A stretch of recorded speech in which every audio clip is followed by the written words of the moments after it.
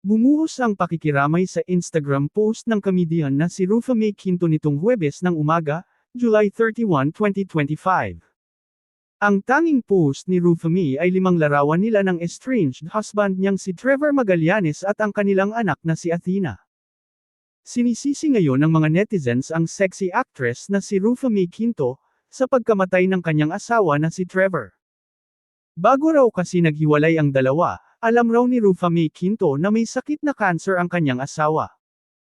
Pero sa halip raw na alagaan ito, ay iniwanan lang na mag-isa si Trevor. Iniwan raw ni Rufa May si Trevor sa Amerika na mag-isa, at umuwi ng Pilipinas si Rufa kasama ang kanilang anak. Hindi lingid sa kaalaman ng marami, hiwalay na sina Rufa May Quinto at Trevor Magallanes. Ngunit nilinaw ni Rufa May sa panayam sa kanya ni Boy Abunda sa Fast Talk with Boy Abunda noong January 17, 2025, na walang nag-file sa kanila ni Trevor ng divorce. Bahagi ng pahayag ni Rufa May, aniya, kung ayaw na rin naman niya, bakit ko hindi rerespetuhin yun? Pero yung legalities, yung mga file ng divorce, walang nag-file. So, ayoko munang mag-file sa mga divorce, annulment din. Dito rin naman kami kasi ikinasal sa Pinas, so hindi ko na alam ang gagawin. Masyadong masakit pa, tapos may anak din kami na nagsabi, when our family will be together daw. Hirap sagutin, di ba? Mataas din daw respeto ng aktres kay Trevor dahil hindi siya nagsalita ng masama laban sa mister niya.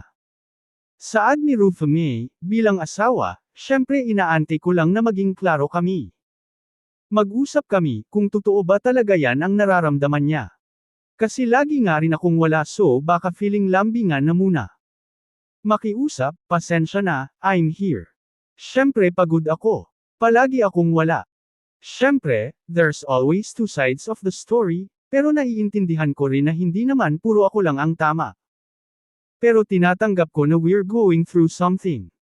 Sa kabila ng problema sa kanilang pagsasama bilang mag-asawa, kinikilala ni Rufa May ang kabutihan ni Trevor bilang asawa at ama.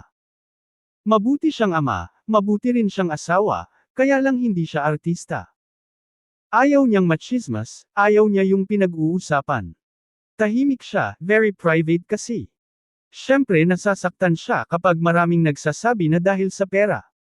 Pero kinaklaro ko, hindi kami nagkakagulo dahil sa mga kaperahan, kasi magna 9 years na rin kami.